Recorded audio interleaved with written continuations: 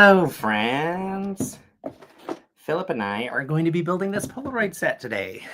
Thank you for joining in on the fun. The LEGO group sent us this as a part of the LEGO Ambassador Network, which is super cool. I feel so grateful for the opportunities to get to build and review sets occasionally. And for me, a lot of it is just kind of getting the build experience and seeing what types of new techniques I can learn and what types of things I could share with other people too. So we will be building this out and sharing with y'all. Penny is happily talking to the neighbors. And we'll shut that door in just a moment so that her noise is not as loud. Phillip is going to join me here in just a second too. So, but yeah, looking forward to this. So this one was one of the sets that came out of LEGO Ideas. LEGO Ideas is one of my favorite things. I love how LEGO provides the opportunity for fan designers to build and design their own sets. You can see up on my shelf right back there, the most recent, or one of the most recent LEGO Ideas sets that was designed by my friend Nick.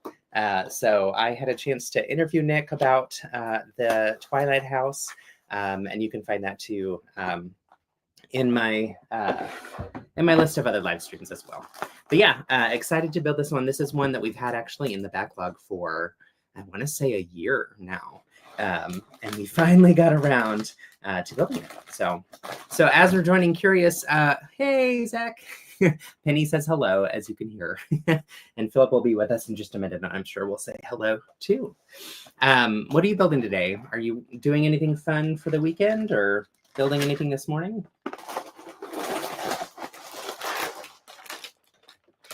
All right. So digging in, it looks like 1, 2, 3, 4 bags. So not too big, which is good. We might get through the full thing today. We'll see. And then some bags of extra parts as well. Ooh, Zach, will we see you in Colorado? I feel like we've talked about this, and I can't remember exactly if you had decided you were able to come or not. We are headed there for BrickSlopes, which is why I'm wearing this shirt today. We're headed there for BrickSlopes Colorado, and we will be there a little bit early because we're going to go and visit our family, which will be super fun to get to see them. My brothers live in and around kind of the Denver area. Spring cleaning, Lego building, sorting, and we'll have to be we'll have to be happening later this weekend. Yeah, for sure. I've been on a little bit of a cleaning kick this week and reorganizing some things, which was a lot of work to do, but kind of once I get in the mode and kind of get in the zone, I fly through some things, which is nice. Okay, so it looks like we get a sticker sheet. It's got some stickers. It looks like, hey, welcome. Here is a coaster for you. We also have these 3 Polaroids. Okay, let's see if you can guess. Do you know who this person is? Do you know what this building is? Which is pretty obvious because it says it in there. And then, do you know what this set is? Which I'm not sure if I know what this set is. Can you guess any of these? Hi, Penny. That's the Lego house. Yay! So this is Lego house, of course. Is that the building? I'm guessing this is the founder of Lego. Yeah. Olekirk. Yay! Awesome, Zach. We are excited that we will get to see you there. So, yay, cool. And this one, I'm not sure. It might be from a specific set. It looks like it's a travel-oriented set. It's by there's water and so like it's by the water. There's some stuff in the background that looks like it should be iconic, and I cannot think of what it would be. Anyway, those are fun. I like that there's 3 different Polaroids that come with a set so that you can actually take pictures of some things. Awesome. Excited that we'll see you, though, in Colorado. Yeah. Here's bag 1. You want to say hello? Hey, everyone. Are you wearing a... Oh, yay, fun. What's your shirt? Not Slopes. I mean, Brick Rodeo. Yeah. I was looking at yours while I said that. Oh. Was this this past year or 2 years ago? Yeah, this is this past year. This one was 2 or 3 years ago. We actually didn't go this year, but they sold it on the website. So That was a great one. yeah.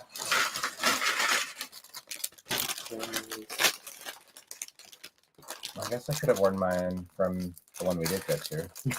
Yeah, the floral one. Uh-huh. All right, so in the booklet, let's see if they talk about those Polaroids to confirm. All right, so fan designer was Mark Korfmat. LEGO Ideas' name is Mini Brick Productions, is a mechanical engineering student from California. When he's not busy studying, he loves LEGO building, traveling, and playing video games with friends. So that's our friend. We'll have to look up his information later and connect with him. But whoops. And then it says the legacy of the Polaroid Corporation. And I love with all of these things how they really focus on anytime they do something like this, they have to get the IP rights with whatever company it is. So like the red telephone box, there's a company that actually designs all of those that they had to connect with.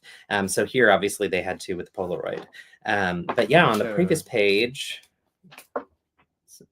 we've got this guy. And you can see that picture matches. Will you hold up this picture matches that Polaroid.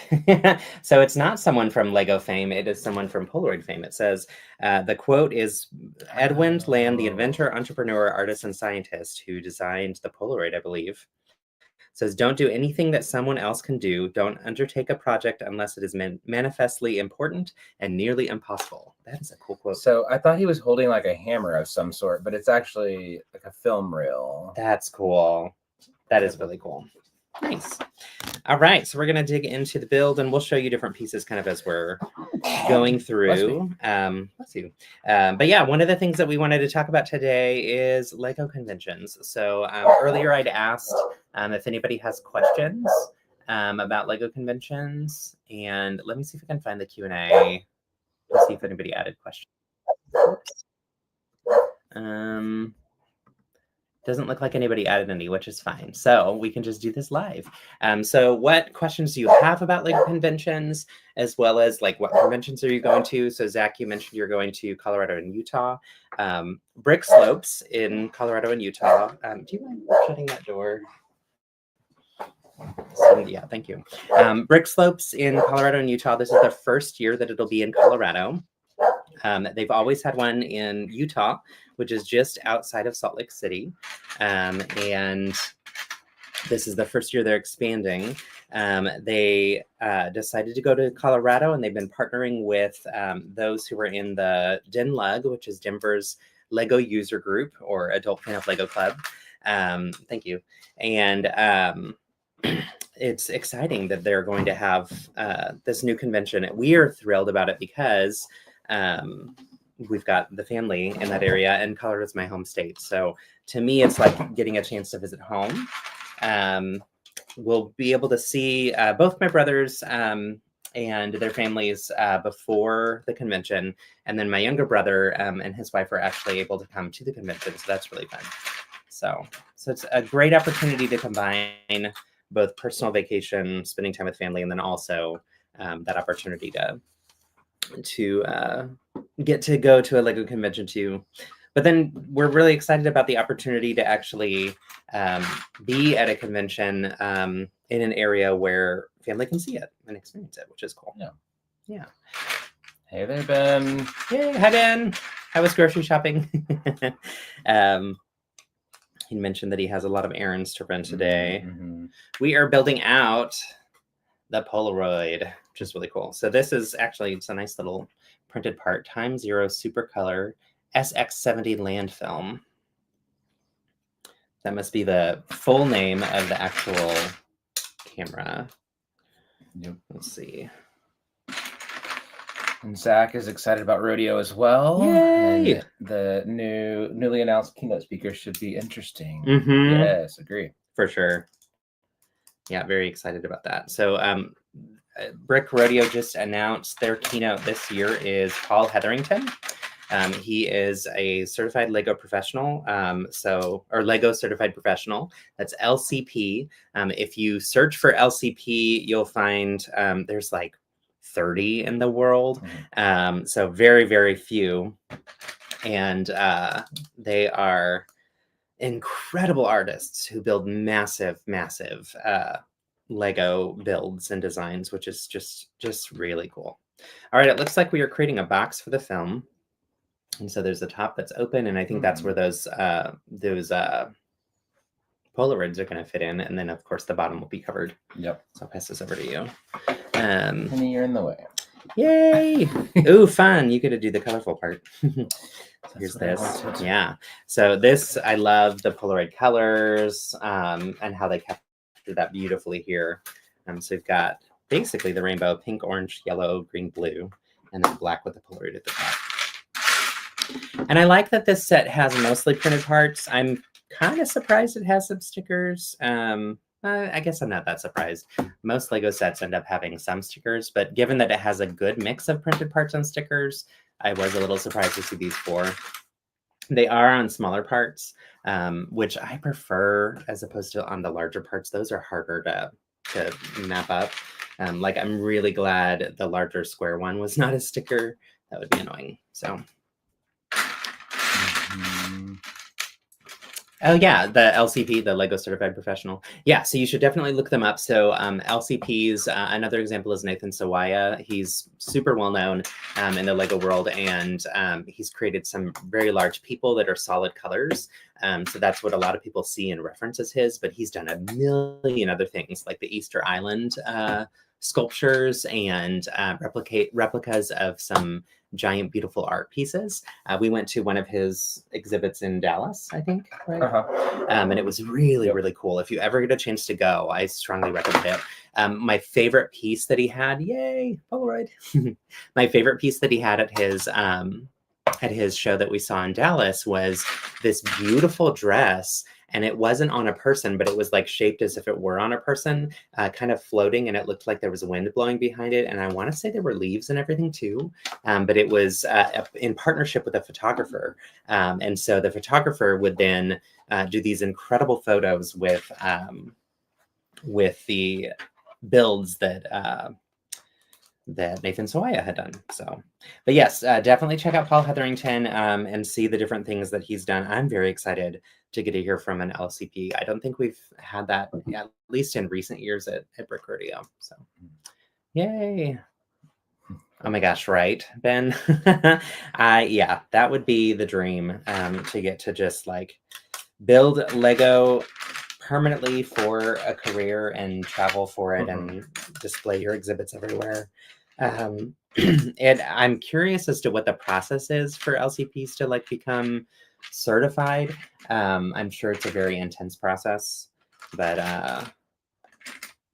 yeah, like that's got to be so cool. I feel like it's almost like a job posting, if I remember seeing a posting about it correctly, but I could be wrong. I feel like when they were looking to find LCPs in different regions of the globe where they didn't have any represented, they had it as an actual job posting. But I could be mistaken. Let's see. Here we go. All right, it looks like I'm building out the start of the camera now.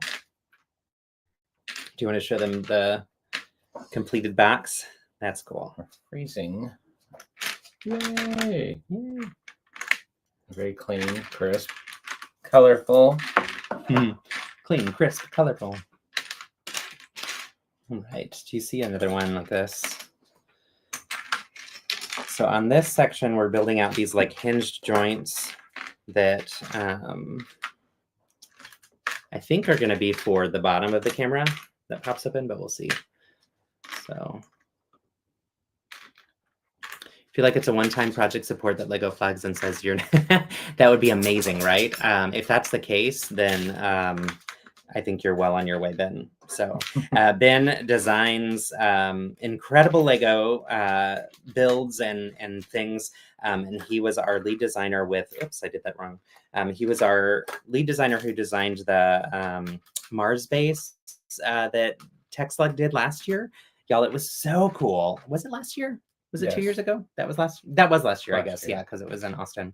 And basically there were like, how many different modules, Ben? I want to say 5 or 6 that you designed that could all connect in different ways. And you have to be really thoughtful when designing something like that around how do you ensure that like everybody who participates is able to connect their part to the larger grid of things. So there's a lot that has to go into it. What did you drop? Down. No, Penny, help us. Help. But yes, definitely if you check out Ben's work, Ben's Brick Designs is his YouTube.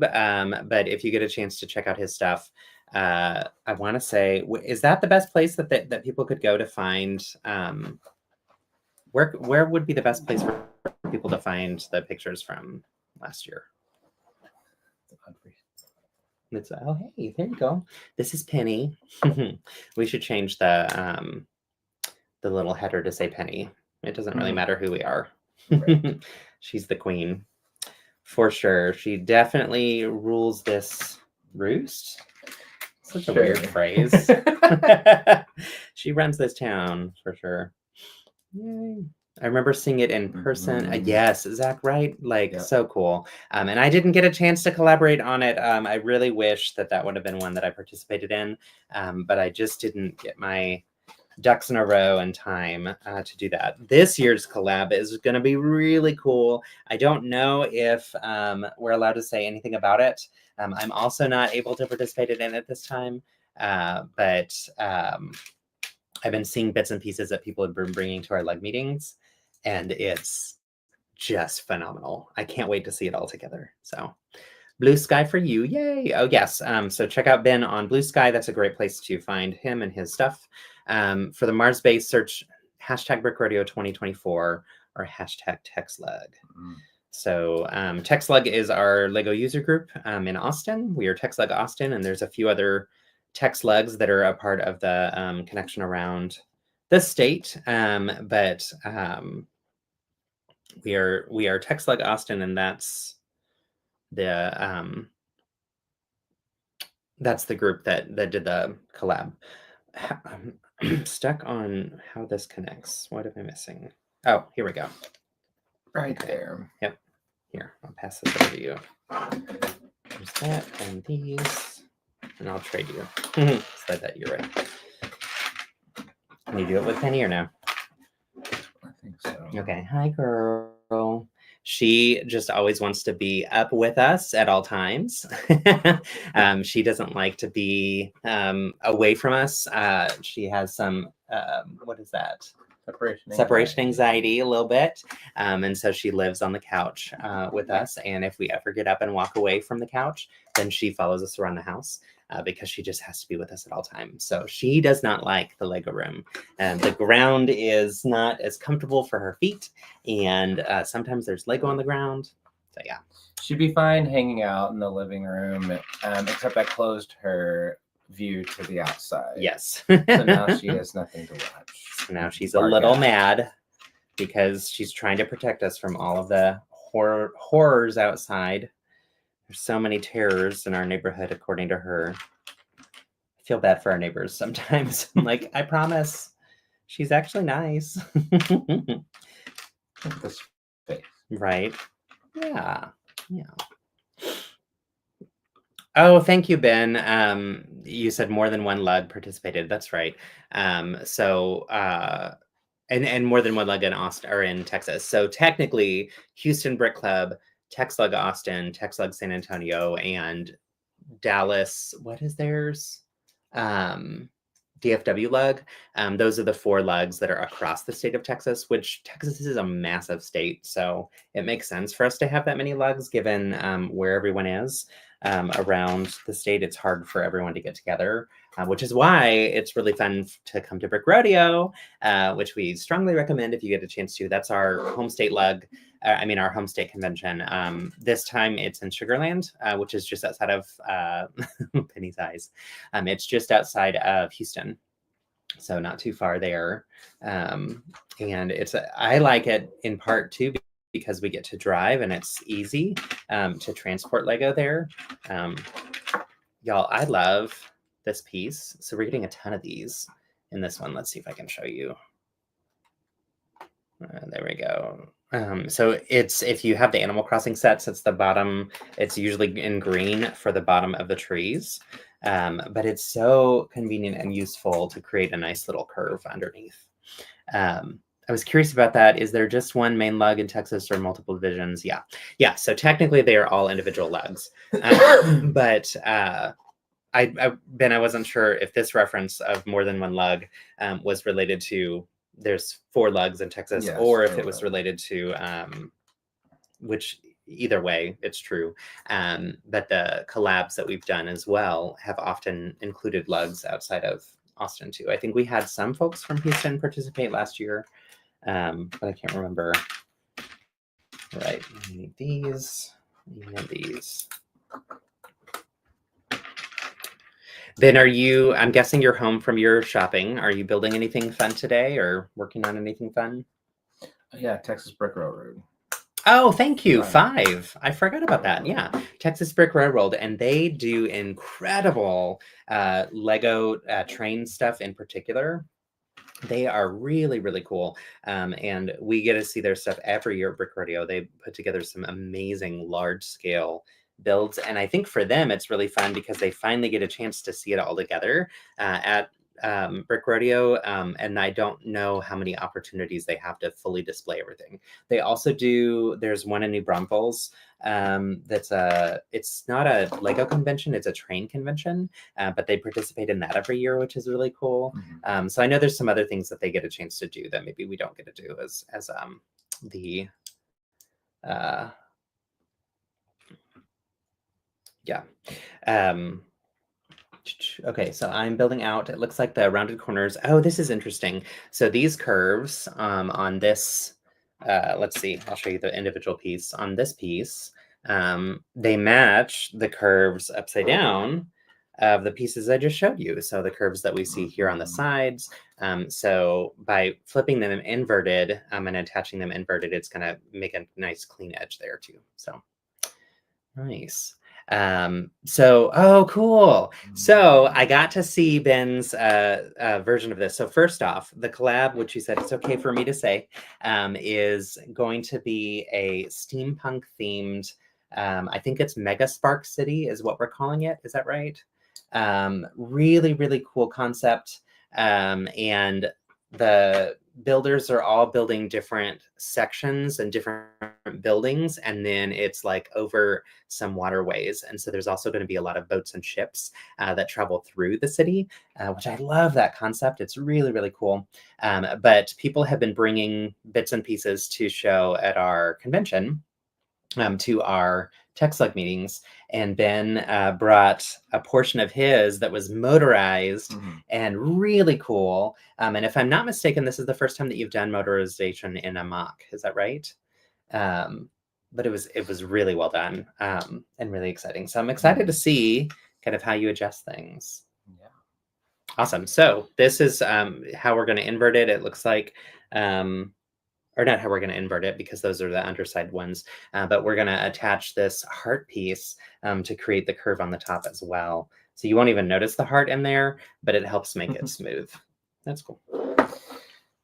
This weekend, we are going to be figuring out how to do the lighting for our mock that we're working on for Brick Rodeo. So Zach, we won't have it at Slopes, Colorado, but we are going to have it at Brick Rodeo. So got to figure that out so we can get the parts ordered and in time here in time. Yeah. Do you want to share any details at all? No pressure, but any bits or pieces, or even you don't have to. Philip's been wanting to keep it a secret, which is fine. That's not like that. Well, it's not bad. It's related to the movie Wicked, which is a shock. I know, family loves Wicked. No one would have known. So Philip had asked. So first off, we went to Brick Rodeo last year, had so much fun, like we always do, and the first time we ever went to a convention was Brick Fiesta, which is the precursor to Brick Rodeo. It changed names, but essentially the same thing. And that year we built and brought mocks together. And that was the first time we'd been to a LEGO convention, and technically the first time we'd ever like displayed anything. And it was super fun and really cool. And then since then, I think I've got this right. I don't think you've displayed up until Not at last year. Rodeo. Right, at Rodeo. And so at Rodeo last year, Phillip saw my displays and others' displays and everything and said, I want to display. And we were going to 2 more conventions after Rodeo last year. We went to, where did we go? We went to Slopes, Utah, and Brick Fair, Virginia, in Chantilly. And so he got to working on some mocks for those and got to display them. And it was so much fun to get to display like separate mocks, my mocks and his mocks, but side by side, and to have that experience together. It was really, really cool. And so after that, Phillip said, let's do a collaborative build next year. And so we've been talking about it and bouncing around ideas, but just like time passes very quickly. And we didn't really get it together before Colorado. So a lot of what we're bringing to Colorado, some of it is new for me. Some of it is new elements for you of what you brought to Utah. Like I had done some like movie monster mosaics, a collection of them. And so I'm switching out 2 for 2 new ones. But the rest will probably be the same. And then I'm bringing the Wicked mock, but I'm also bringing a couple other things I haven't displayed yet at conventions. So one is Princess Leia, my little buildable figure. One is, I'm bringing a number of the ones that are from the weekly build challenge that I'm doing this year, and really excited about those. But what now, I think my favorite mock is the one that we're working on together. It's so much fun, and really just the last week. And in the last week, our kitchen is a disaster because the kitchen table has become the build station. So, okay, I'm going to show you real quick. So I'm building out the inside of the camera, and you can see these gray pieces here. This is what they are. So they're the ones that have that little ridge on the inside. And these pieces are perfect for putting one of the bricks that has a rail that sticks out from the outside. I'll show you probably on the next bag. Is where those pieces will be, but basically things can slide in and out of them. So I'm guessing that will have it where you can slide out a Polaroid as it's being printed. So yeah.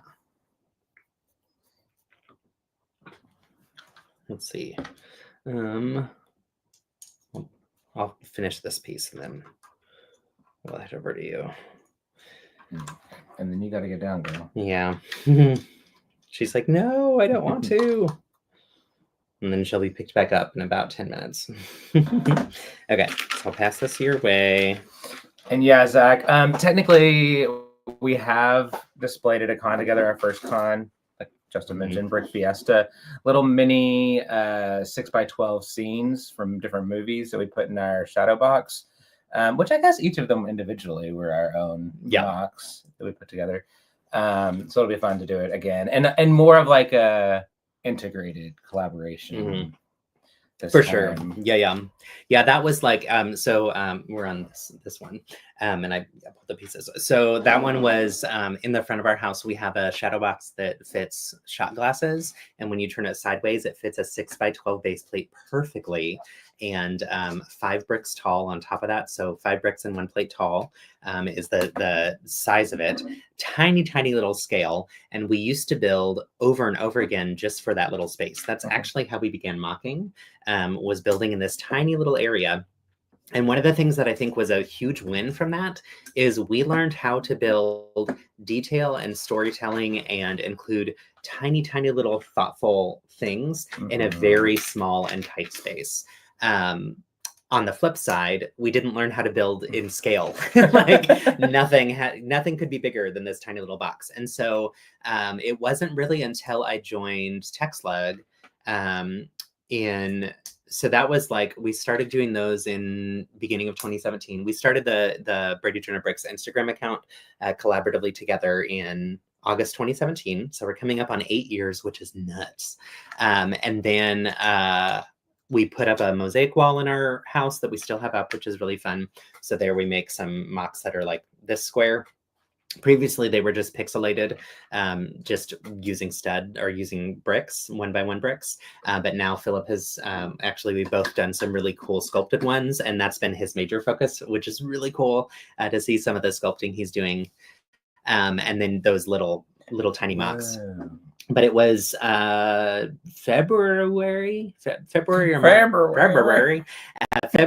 or March of 2018 that I joined TextLug, and that is what really started amping up my game with like building mocks that are bigger. So. Mm-hmm. So this piece right here has, what are these called? Like little rails on both sides. Yay! And then it goes in here, and there it is. Slides in. Yay! So that's the what I was just talking about. I didn't realize the rail pieces were in this one. That is so cool. So that'll be the way that we push out the Polaroids. So cool. But yeah, so the lug really. Oh my gosh! Thank you, Zach. It's been so fun, and it's been such an interesting experience to kind of navigate. I don't know, growing as a Lego artist. I started to talk about what I do as a hobby with people at my workplace by saying I'm a Lego artist, because I felt like, honestly, that was something that would be more socially acceptable to say, rather than just like, oh, I build with Lego as a hobby. And I wouldn't even say I'm a Lego artist. I would say I build art with Lego. And it didn't really occur to me to think of myself as an artist. I think with that, like, it was more just like, that's how I talk about my hobby with people who don't get it. And then this last year, really the last like 4 months in particular, I feel like I've leaned more into kind of owning that a little bit of like, no, I am an artist. You're an artist too, right? We're all artists. If we're making mocks, we're all artists, you know. But it felt like just this silly little thing that I'm doing, and then it just kind of clicked into something a little bit different, where I was like, no, like that is real. And honestly, for me, the like confidence boost was other people referring to me that way, and I was like, wait, do you see me that way? And that was just like really, really validating and really cool. So. Hey, Ben, you're an artist. Zach, you're an artist. Phillip, you're an artist. Penny, you're loud. Maybe she's an artist. I don't know. What was this? She's a content creator, so she's an artist. Yeah, she is a content creator. She does have her own Instagram. She's not very good with her lack of opposable thumbs. So Phillip helps out with managing that account. Yeah.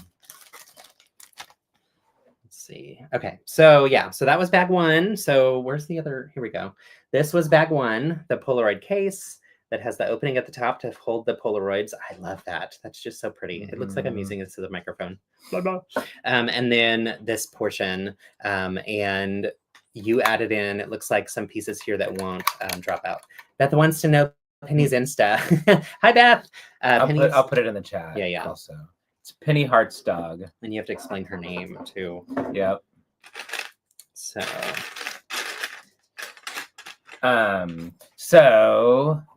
I should spell it correctly. Don't go to that. Oh my gosh, no. That's like going to Wicked. Wicked.com. So one of my favorite shows of all time that did not get the number of seasons it deserved is Happy Endings. It was kind of like a Friends adjacent show in the late 2010s, I think. But it was like super quirky, much more quirky than Friends, like kind of whimsical in some ways, but it was just a group of friends that were hysterical. And one of our favorite characters from it her name was Penny Hartz, played by the amazing Casey Wilson. Super funny. And so when we adopted Penny, we named her after her. So it's Penny Hartz, Brady Joyner.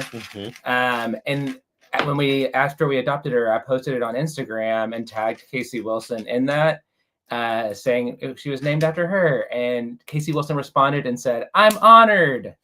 So Penny and Casey Wilson are best friends. They are. And their namesakes. They go way back for sure. Yeah, that was really fun. And yes, Adam Pally, so funny. Oh my gosh. Such a great character, such a wonderful for real queer character that we had not seen like that at that time. Yeah. Yes, very, very funny show. 3 seasons? Sadly, only 3 seasons. Only 3. But you can watch them on Hulu. No? Yes. It's on Hulu. Okay, yeah. I'm pretty sure. So definitely get amazing. Okay, Zach, you've seen it. Clearly. I knew we were friends for a reason.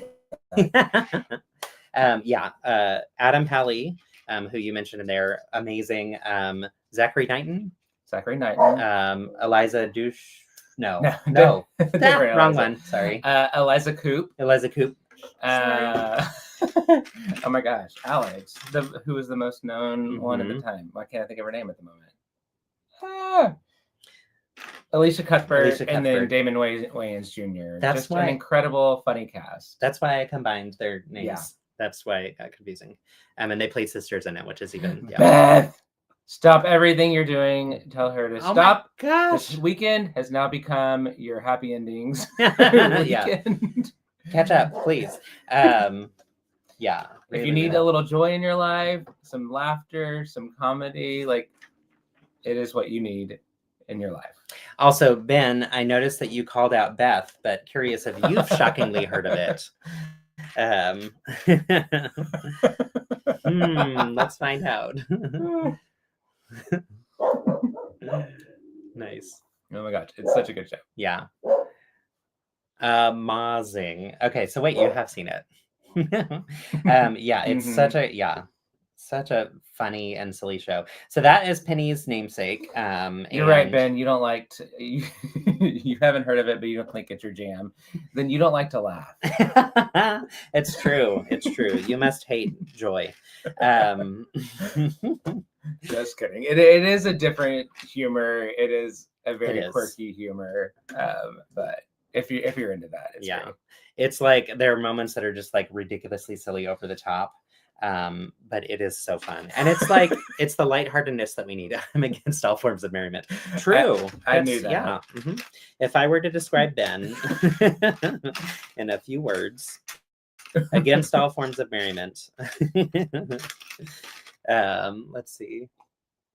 I was looking for pieces that we don't actually need. Lots of clips here on the inside. I wonder if this is going to like clip on the outside, or if it's going to be to create some hinges that like move up and down. Only time will tell. All right, so oops. It was our generation's Friends. Yeah. Didn't last as many seasons as Friends, sadly. No. But it didn't. Slightly less problematic in a lot of ways. Yeah. Friends. It had its own. It did. But, yeah. But what comedy hasn't had its moments of oops. Okay, those are the next steps. So yeah, we're continuing to build out the inside of the camera. Ben, have you built this camera? Or Zach? Have either of you?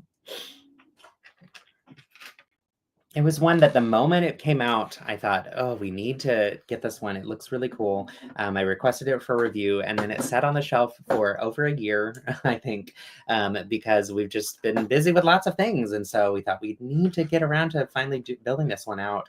It's really, really neat. And I want to have it on display. It feels like it fits a lot of the vibe of kind of the other things. You haven't? Okay. Well, I recommend it so far. It's pretty interesting. I'm curious once it's all done to see like the elements that are kind of moving elements and whatnot. But I feel like honestly, when I think of my favorite themes, I want to say LEGO Ideas is probably my favorite theme, because I think you get more of that exciting, fun, like moving things and parts that you wouldn't have thought of using in a certain way. Like I feel like there's a lot of NPU that happens in these LEGO Idea sets that sometimes we don't see in some of the other themes. And it's also just a wider range of things. You know, the Twilight House is vastly different than the Polaroid. And what else? The steamboat ship that just came out. That's like a completely different style of build. I just saw that one at the Lego store, and it looks really cool. Or we did. Yes, if anyone has any of these in green, I need like 500. Yes, standard green. We need that in mass quantity, and we need 1x2 clear plates in mass quantity. I feel like we've got 100 of them, and they're scattered in builds everywhere, and we need like 400. So But yeah, this is one that I love. Also getting the opportunity to kind of revisit some of the builds that came out last year, and remember like, oh my gosh, there were some really cool sets. So this is a great one. Another that I'm excited to finally get to build next month for the live stream. I have a special guest, Steve Guinness, who was our keynote speaker last year at Brick Rodeo. He is the Brick Consultant on Instagram. And he designed the no, not the Polaroid, that's what we're building. He designed the typewriter set. So that one I also requested for review because we had him as the keynote, and I fell in love with him. He's such a gem of a human, a really, really great guy, and really interesting. And he'll be joining us next month. So I'll do a live stream with him. I'll be building out the start of the typewriter. I'm sure I won't get through all of it at the time. And we'll be chatting about his current really, really cool LEGO Ideas project that is all around movement. So one of my favorite things that he did last year was he taught a movement workshop that taught 8 or 10, I think, different ways of building simple movement into small little modules. He is an expert at this type of stuff. And so he designed a new LEGO Ideas model that has a bunch of different things too. So real quick, I think this is right, but just want to make sure. So this one is raised up one plate higher than this. I think that's right. Yeah, that looks right. This one had that's why that's pointing up. Yep, because this should go over that. Yeah. Interesting. That does look weird though. Let's see. Here, do you want to work on that part? Yeah. So I'll show in here, this is the inside now. So it's getting more complicated using lots of slopes. There we go. That middle section still slides, but now it slides underneath this section. So it's going to have some hidden stuff by connecting like a lid to it, if you will. And there's these hinges here that kind of go up, and they're the firm hinges that like stay in place, which is good. They hold their place pretty easily. So I think that's on purpose too. And this is going to open as well. So that's the bottom of the camera. I think this is probably going to be the orientation of it. I guess we'll see, but I think so, because that'll be how that opens. So yeah. So yes, definitely join us next month for the live stream. I'm very excited for that interview with him. Really, really cool. He is in the UK, so he's outside of London, and just a great guy. He also was the winner of the original LEGO Masters season ever, and that was the first one that they had in London. And it was a very different season than what we've seen at other LEGO Masters franchise. I don't know if you'd call it that, but other countries. Oh, interesting. Yeah.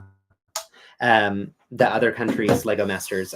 This one had kids building against adults. So there were teams that were just 2 kids together that were like, I don't know, 10, 12-year-olds. I can't remember. And then there were also adult teams, and Steve was one of the adult teams. And then there were combo teams that had kids and adults together. It was really, really interesting and a very different. It almost felt like watching a documentary. Like the vibe and the speed and pace and everything just was different than what we're used to with seeing like the Will Arnett version here in the US. So I need one more tile. Awesome. Did either of us ever own a Polaroid camera? Ooh, great question.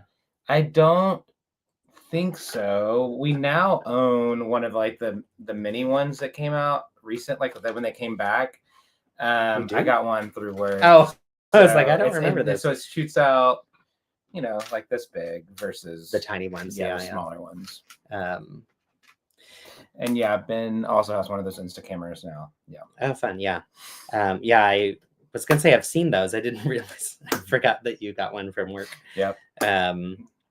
We should take that to our niece is graduating from high school next month. Oh yeah. So we should take it to that and practice some with her. And yeah, growing up, we only exclusively used the disposable camera. So we're terrible, but oh my gosh, they could be like waterproof. So on vacation, they would be fine. So many of those actually, like after college, 10 years after college, I found one randomly, and I still haven't had it developed. Probably wouldn't turn out very well, but I'm wondering what was in there, what those photos were. Right. Who even knows? Oh, that's cool, Zach. Wait a minute. Still has a 90s version. Of what? Oh, really? Of the Polaroid? Okay, you win. That's really cool. It's interesting to me how everything retro, right? When I think of 90s, I'm like, that's retro now. Obviously it is. It's what, 30 years old or more, which is wild to think about. But yeah, like things that we grew up with. I'm like, wait a minute, how is that a retro thing now? Okay, so this turns. Okay, this way. No. All right, so now we're seeing we're going to use these clips on the side. We added a little window that'll be the viewfinder, I think. But the clips on the side allow it to angle in. It can clip. There we go. So that's going to create an interesting angle for the camera.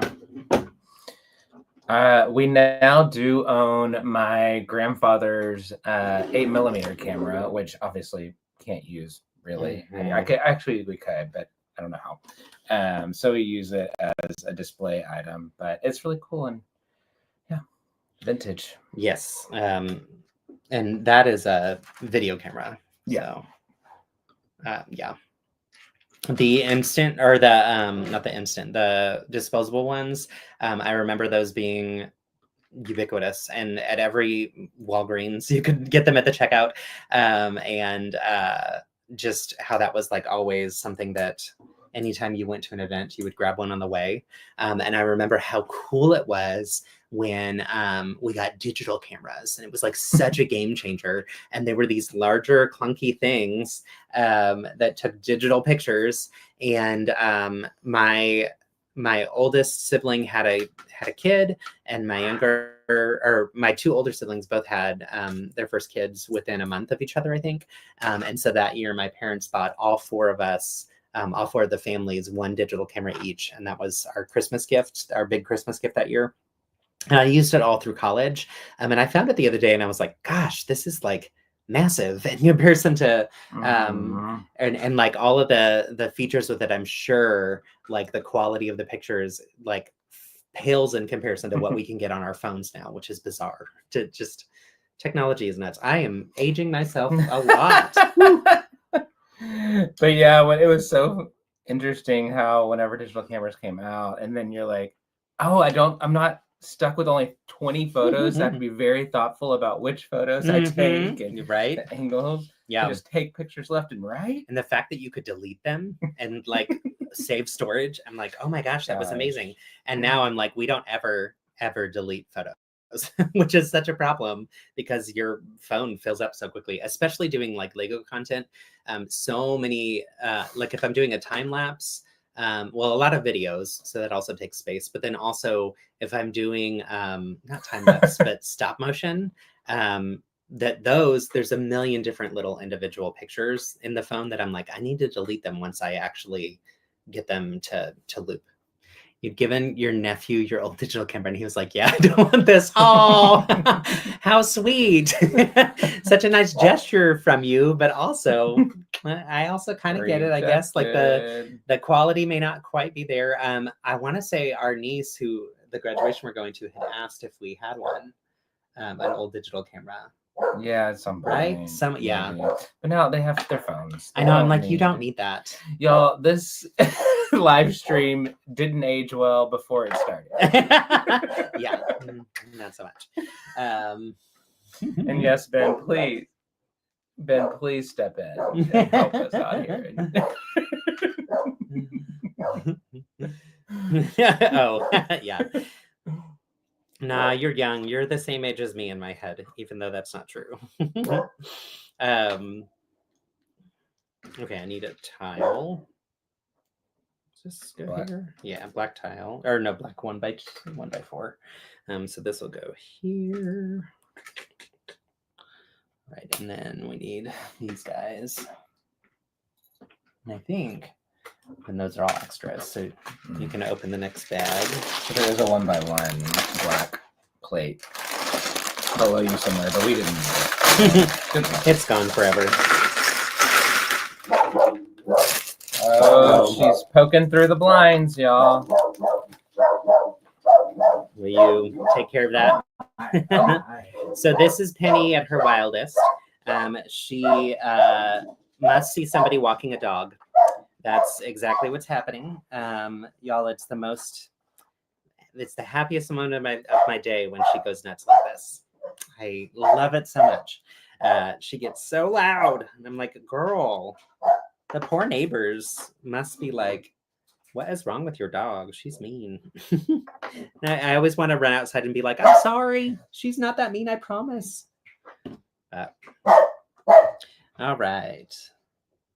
Interesting. Okay, so we just built this section, and this little area is the piece that like the camera or the Polaroid pictures slide out underneath. And you can see it's going to attach here on these two edges. And then there's clips on the back of it that are going to clip in here. So it may make it so that, I don't think it'll make it so that it can't move, but I'm not exactly sure. Maybe that's just like so that we can clip it in and leave it clipped to have it shut if we need to. Penny, stop. All right, so we'll do that. And then I'm going to flip this tile.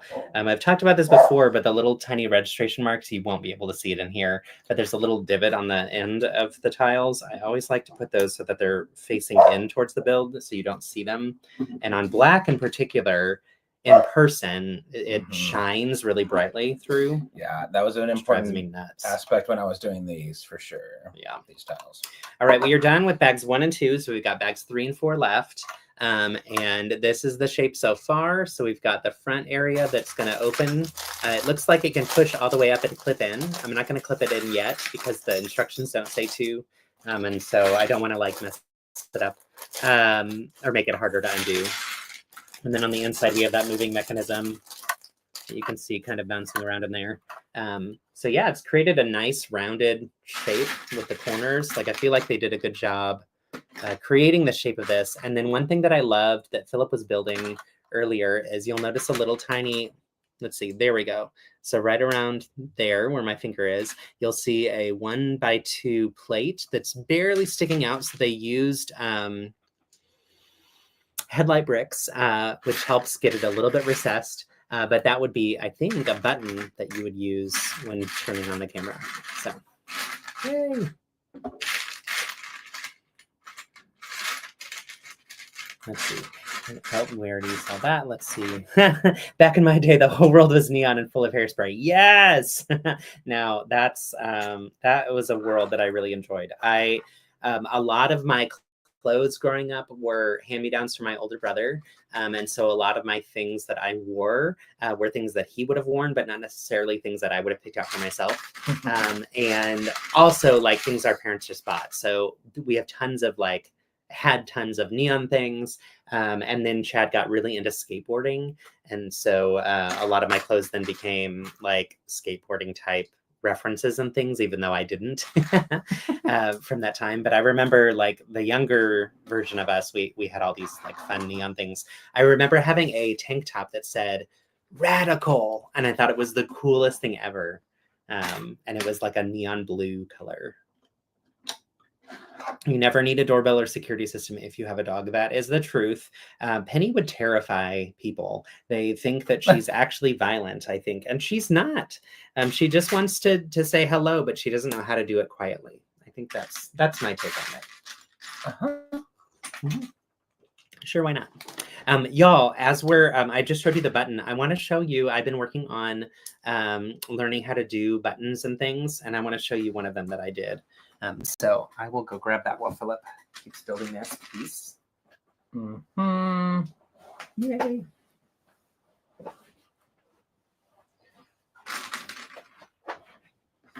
Oh gosh. What are you working on? Were you asking me? Yeah. No. I'm just grabbing, I've been playing around with using, can you lift your chair for just a second? There we go. The rug got caught underneath it. I've been playing around with using rubber bands in builds to create buttons that actually move. And there's rubber bands in here, so that's what made me think of it. And also the button on the side here. But Here's one. It's basically just a fidget cube, but if I turn it sideways, you should be able to see that that actually goes down. It goes down and up, and it's such a satisfying build. So it was a really fun thing to learn how to do. And I've been playing with other different ways to create button movement using rubber bands that kind of just like you push it in and it pushes down on the rubber band, but then it pulls it up. What do you have rubber bands? Where are they? They are. I saw them earlier. They're in a box. Oh no. Did the box fall on the ground? Y'all, we're missing something. Here it is. Okay, so rubber bands come in these boxes. There's 2 in this one. The ones that I have, I'll have 1 in them. So I think usually it's 1, but I like that they packaged it together so that it wasn't as much paper product that isn't necessary. But yeah, so you use the rubber bands to create like something that it pushes against the rubber band, and then when you depress it and when you let it go, the rubber bands push it back up. So really interesting little pieces. And then after that, I have an idea that I want to do with this. Anyway, I won't say too much about it because I'm excited to see what it becomes, and I'll share it with you when I'm ready to share it with you. But it's been really fun to just kind of create little fidget cube type things. And yeah, I was playing around with it and finding other ways to get buttons to work. And I'm excited about where this is going. So, let's see. So Ben says, after Mega Spark, do you have a next big project? So I'm actually not doing Mega Spark. I really wish that I had signed up to participate. I just missed the timing of it. Time flew by too quickly. But the next big project, Phillip and I are working on a collaborative build together for Brick Rodeo. So that's the big thing that we're working on right now. And then I have another project that I'm going to use I'm going to do a couple tutorial videos on YouTube that continue on what I did last year. So last year I did how to build a sphere that was like a small Lowell sphere, the tiny ones. And then I showed 2 variations of that. One is how to build a half sphere, so how to cut it in half. And then another was how to build an elongated sphere. And so that's how to take that ball shape, but then expand it so that you can create other shapes. And so I have a little cactus as an example of like one of the things that you could do with that. So those were some of the tutorials I did last year. I also did how to build Animal Crossing trees if you don't have the parts that come in the sets, because those parts, the curved ones that I showed you during the video earlier, that create the rounded curve here. There's other ways that you can build the shape of an Animal Crossing tree to look almost exactly the same and have it kind of replicate the vibe and feel of it. And I did that during the fall because I wanted to do fall trees, and they didn't have those in those colors yet for the sets. And there's a few other tutorial videos I think I've done, but those are the longer form ones. So I'm going to do another longer form one, and I'm going to build some larger spheres to show people. So like about the size of a softball, and how that's a little bit different than the smaller Lowell spheres. And then I'm going to show how to take that concept and build one that is basically the size of a volleyball. And so I'm very excited about that. I'm just waiting on the pieces to arrive to be able to do that tutorial video. And then I'm also going to do a video on how to make brick built characters, because that's been something that I've really enjoyed lately, and show different types and ways of doing that. So for me, a lot of how I've learned how to do it is to learn from other people and watch, and like see some of these tutorials and things. And so I know there's other people who do these same tutorials online as well, but I felt like it connects with what I love to do as a I was going to say former educator. I still see myself as an educator, like lifelong, as well as just with the art side of things. Like those spheres end up in a lot of different types of art pieces and builds. And so it's a great way to kind of level up your game if you don't know how to do that yet. So you've got a sphere. Ah, cool. I love that. So you said you have a sphere made out of curved slopes. I've been debating looking at doing that as well, with some of the curved pieces that we got the last handful of years. I know that there's the curved ones that showed up in, I have a couple copies of the bunny set from the Year of the Rabbit. We have this in green. We don't have that in green. Okay. Yeah, I was looking as well.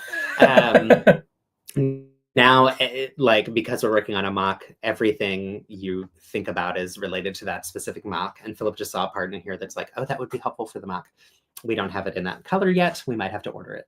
But I like that it's creating a round circle here. That's cool. What about you, Ben? So after Mega Spark project, oh, you needed, for the micro, what's the 2001 microfighter? I'm not sure if you're referencing like a specific microfighter from 2001, or if you're referencing something else that I'm missing. But you needed the sphere, okay, this makes sense. I was like, I feel like I know two references combined. So the Discovery from 2001 Space Odyssey. Nice. Yeah. The curved sphere that you created, that's cool. I'd love to see it. You made it for the front of the ship. Awesome. Yeah, I'll have to check it out. So this is showing, if you combine a few different parts, this is in the Polaroid build that we're doing, you can create a nice little viewfinder that's a perfect circle. So that is using, can I borrow this real quick? That is using the top arch, and then the bottom, or bow, depending on where you look. We've looked on, it's so annoying. So there's this piece now that's the curved, let's see, let me get my thumb out of the way. There's that curved piece that's like the under one. That works upside down version of this arch or bow, and we'll explain that in a minute too. And then you have to have one stud in between to create this size. But if you did it without that one stud in between, I think it would create a perfect circle. This is creating a little bit of an elongated circle, which is probably for the shape of the Polaroid. The reason he was saying archer bow was it drives me nuts that, for one, LEGO owns BrickLink now, which they have for a handful of years, and they still have yet to combine the color naming methods from LEGO and BrickLink and like taxonomy, solve them, as well as the taxonomy of parts. So when we were looking on the LEGO website on Pick a Brick to buy those arches, which is what I think it should be called, those 1x4 arches, it wasn't coming up by searching for arch. But when you search for arch, you would get the 1x4x2, so the one that's taller, but still the same arch, and those were called arches. And then when I finally found the 1x4x1, so the one that we just showed you in here, they called it a bow. I was like, that's not a bow, it's an arch. I don't know why. And then on BrickLink, it's called an arch. So anyway, it's frustrating to me how not easy it is to use the search features both on BrickLink, which I think is improved and better than it used to be, but could still use improvements, and then also on the LEGO Pick a Brick website. I feel like they've got to work on improving that. So yes, agreed. BrickLink names make so much more sense. And I feel like BrickLink names were designed around the words that we use as AFOLs to describe the parts that we're using. And so there's like a common language that we've developed that's our own version of these things, and that LEGO doesn't use. Oh, cool. Okay. So we're getting an interesting printed part. I didn't know this was in here. This looks like it'll be maybe the flash. Or the, no? Oh, maybe the button, possibly the button. But it's fascinating to me because they could have just used a red tile, but they printed red on white. And I love that they did that because it created that little tiny white frame around the top of it, as well as the sides of them are white. And that's what it would look like on the actual Polaroid. That is really cool. It looks so much more sleek than if they just put a red one on, because then it would have that red lip around the outside. That's cool. Wait. And yeah, so Zach had mentioned, enjoyed all of the microfighter builds from Brick Rodeo. So Ben has been working for years on building out almost every, maybe this is a huge exaggeration, but almost every Star Wars ship and microfighter version. So you know that we can buy the microfighter sets that they make for Star Wars, but Ben has designed incredible ones for so many different ships. All right. That's cool. Yeah. So from the side, yeah. it looks white, but from the Right. very top, it's red. That's neat. And that fits right in that the little slot. Mm-hmm. Can I see it real quick? Yep. It's not attached, it's just slid in. So it's interesting. So I had said that you had to put the plate in to create more of an oval shape, but actually you can see that's like a perfect sphere. Mm-hmm. Wow. And this is moving up, forward, and backward. I wonder if they're going to do a similar technique to what I was talking about to make that a button. I didn't know that. Ah, okay. I jumped the gun with talking about the buttons. That's cool. Yeah, you should definitely, if you haven't yet, check out Ben's Microfighters. They're so incredibly cool. You can find Ben's stuff on Blue Sky. And Ben, you're Ben's Brick Designs on Blue Sky, right? You're one of like 5 people I follow on there. I need to start using it more. I just haven't gotten in the habit of using the app as much yet, but I do like that it exists now. And I've heard the algorithm is a much better, or that there isn't really an algorithm. It's like you follow who you follow and you see things in real time. Okay, I'm going to do this, but if you want to take it apart and then... Oh, cool. Okay. Yeah. So it looks like we are creating a much more complicated version of this that I talked about. So this is my little button.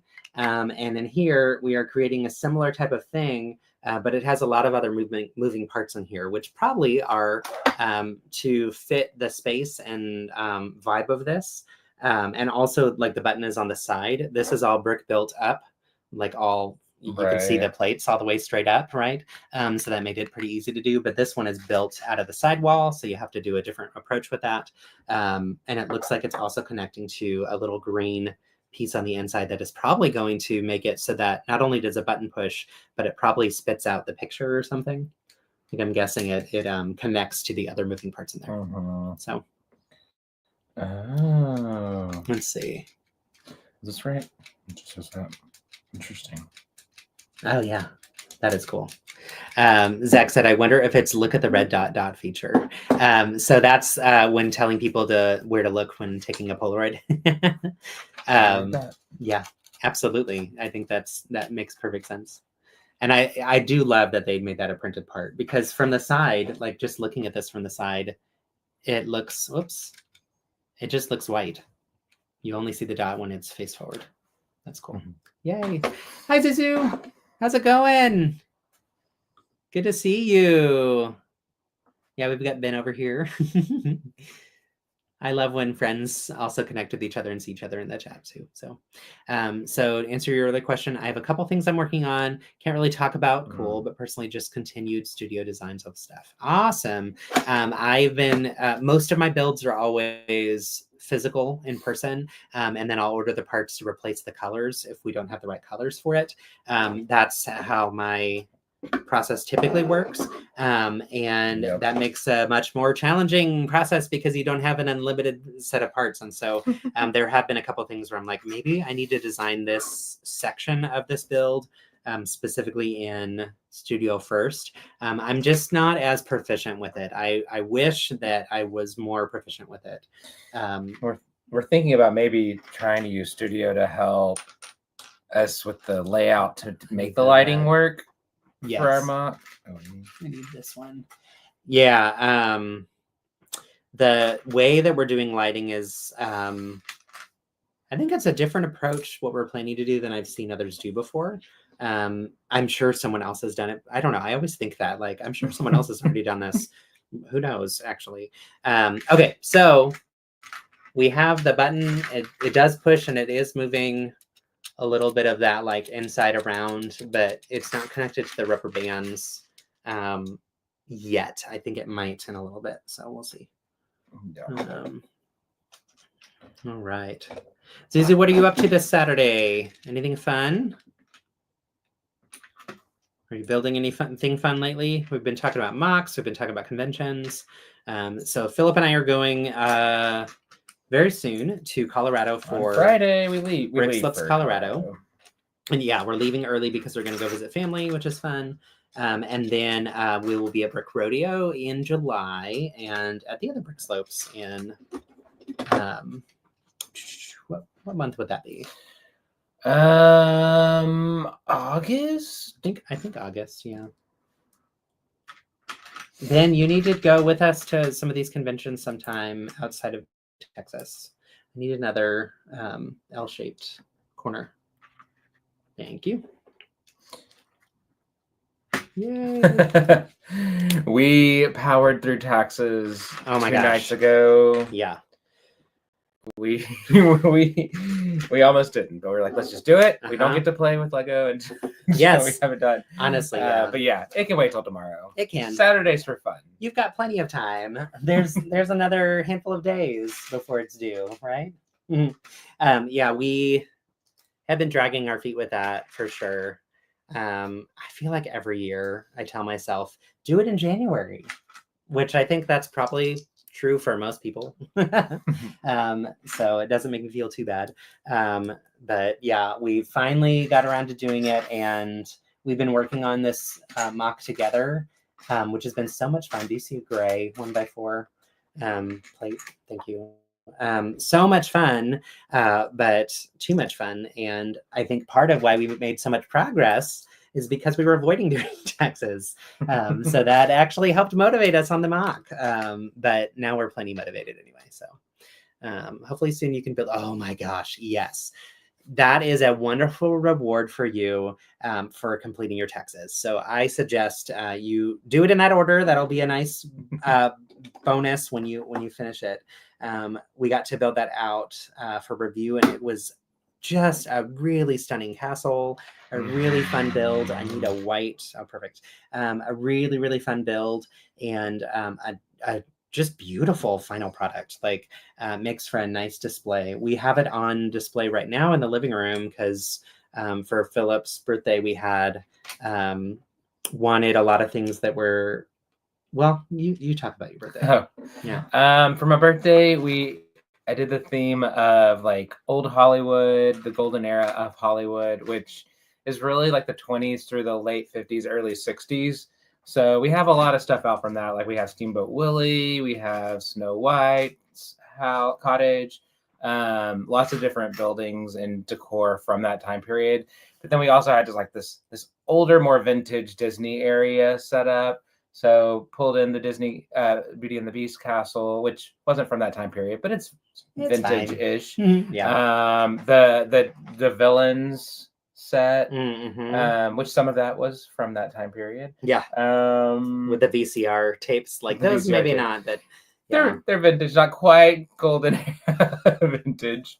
But yeah, it's a great centerpiece for that area.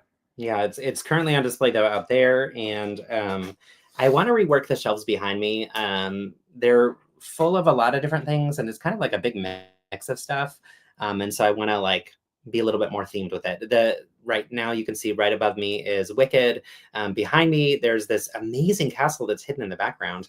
That was from the Bricklink Designer Program, which is really cool. And then the shelf below that is a little bit of storage and like where I've moved some sets that were on display that we wanted to move out in different places.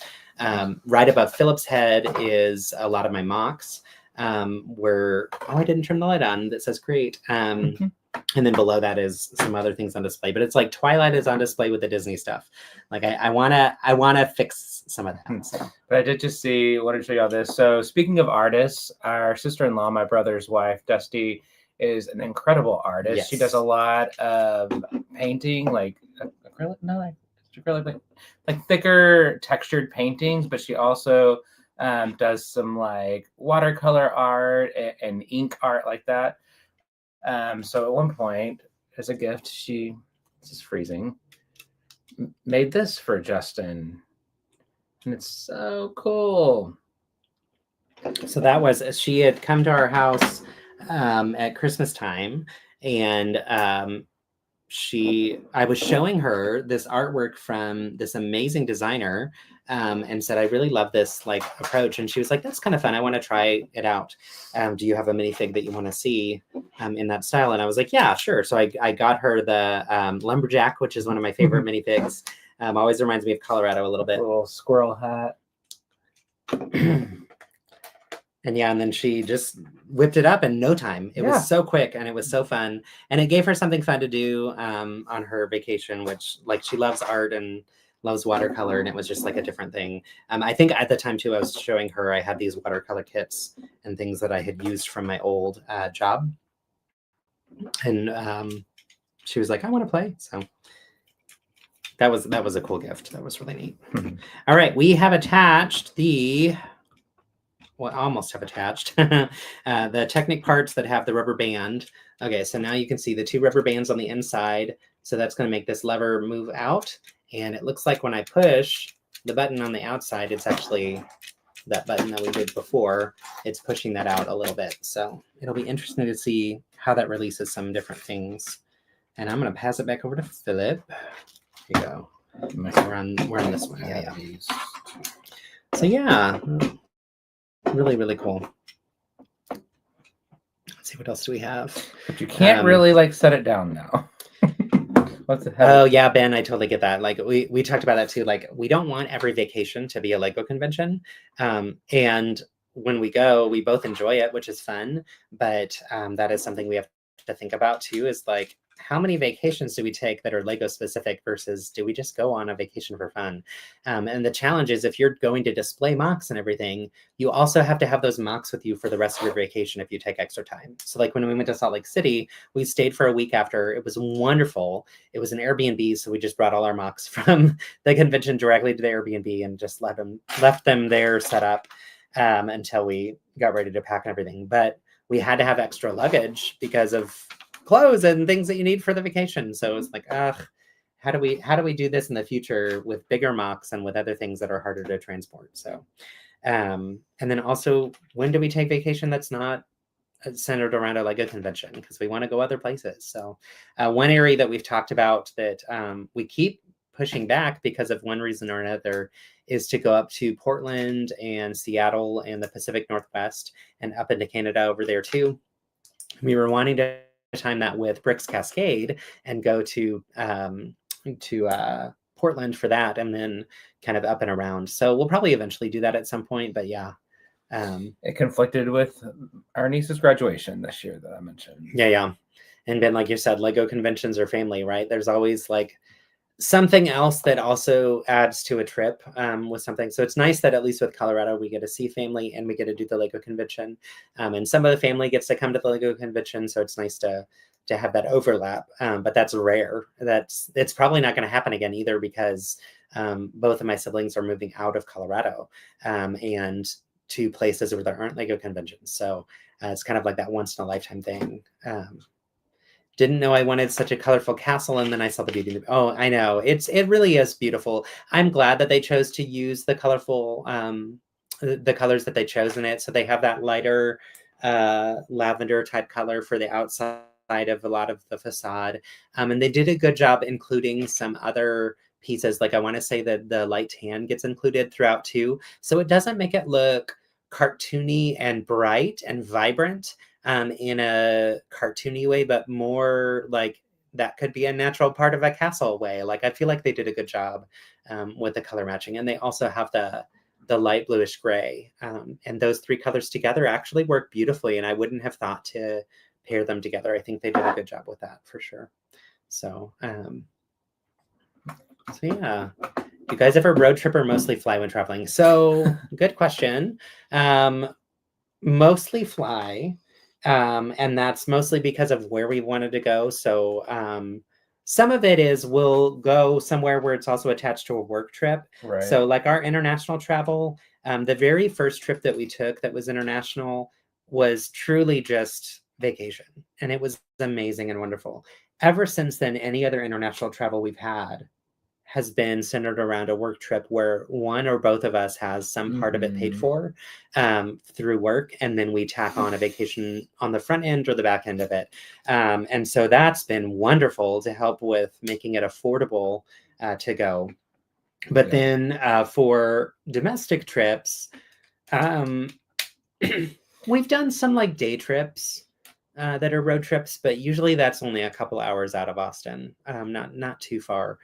We could do a longer road trip at some point, probably too. I think to get from Austin to anywhere that's not in Texas, it's quite a drive. It is. And so it just takes so much of the the time off that we have. Here. Oh.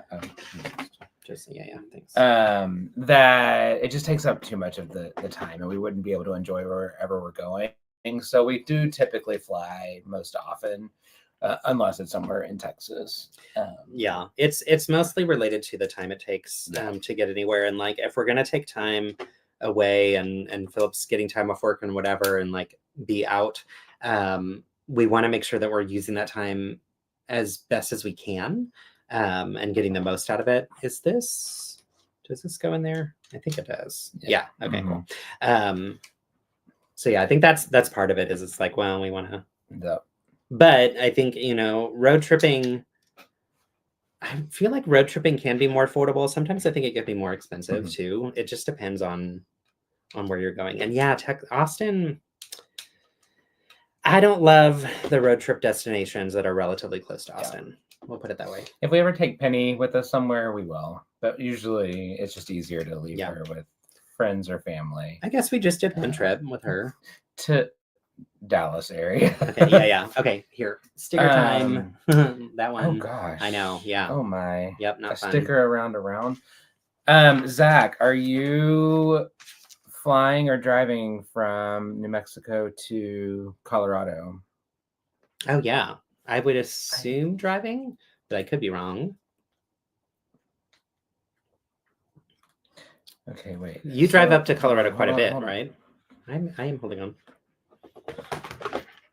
Okay, so there was some snap building on the front of the camera, and that's attached. And then we used some pins to attach this the camera lens. And Phillip is working on a little dial that'll be attached to that little pin down here. But there's a sticker that's on it too. So Albuquerque to Denver is like 8 hours. That is a long drive. It's long, but it's not terrible. Yeah. It's definitely doable. Yeah. From here to Denver, it's like, what, 14, 16? From here to Denver. Ben, have you ever done that drive? Ben is also from Colorado. Okay, interesting. So this part that has the middle section, like with the Technic pens, we are using a dish on the inside, and then on the inside of that dish is like one of those little round pieces that you use on the bottom of ships oftentimes, that has the 4 studs inverted, and that's going to create the camera lens, and that just slides right in on the inside. That's cool. I like that. All right, and now we have that dial with the sticker on there. We've got the button on the front. Cool. And then this is finally going to attach here. Let's see. Oh, yeah. Okay, so Zach is in the northern part of New Mexico, so it's only a 5-hour drive from there to Denver. Awesome. Yeah, definitely doable. If we were that close, we would definitely do the drive, because between getting to the airport, checking in, all of that, it's definitely would be worth it. All right, we are attaching this section to this section, and it tells us that we need to slide that front part all the way forward before we do it. It looks like it's going to sit in here, and then I'm guessing that Technic pins are going to connect that bottom part, but we'll have to wait and see. So it's showing... What? Oh, I have this backwards. There we go. That makes more sense. Okay, so...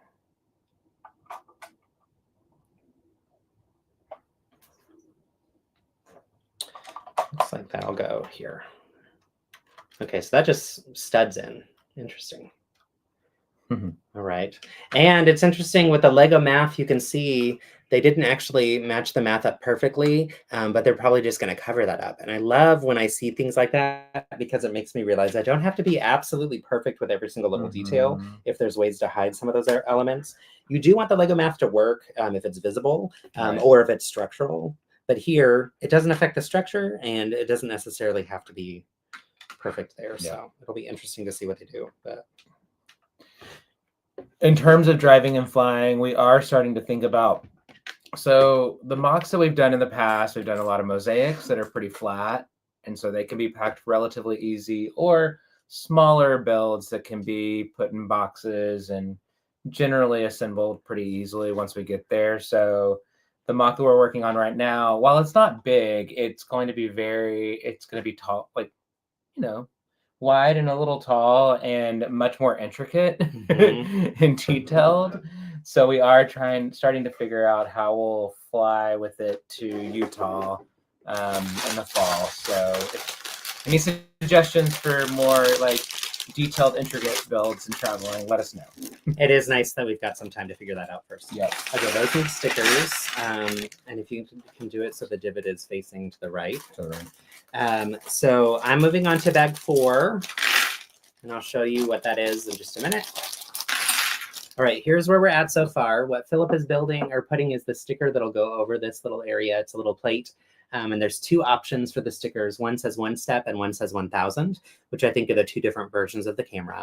But yeah, we've got the little front area that opens and closes with a hinge. We have the button here that when you push it, you can see on the back that there's a little bit of movement that happens with these orange and lime green parts on the inside.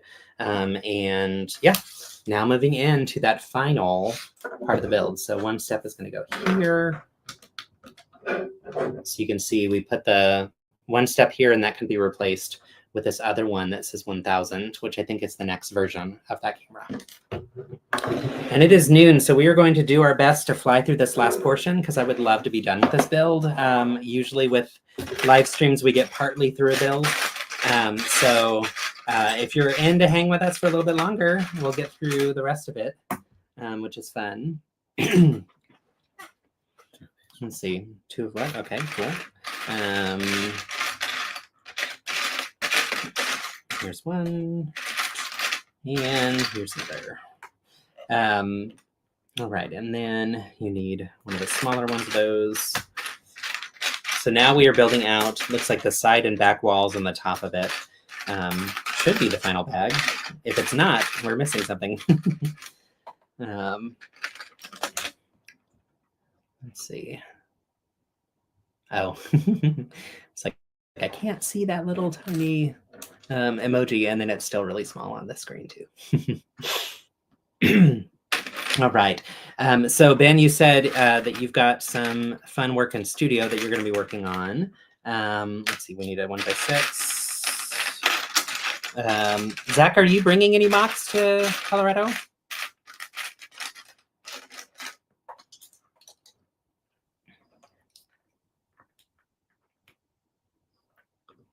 Let's see, going back to conventions, are there any other cons happening after BrickSlopes Utah?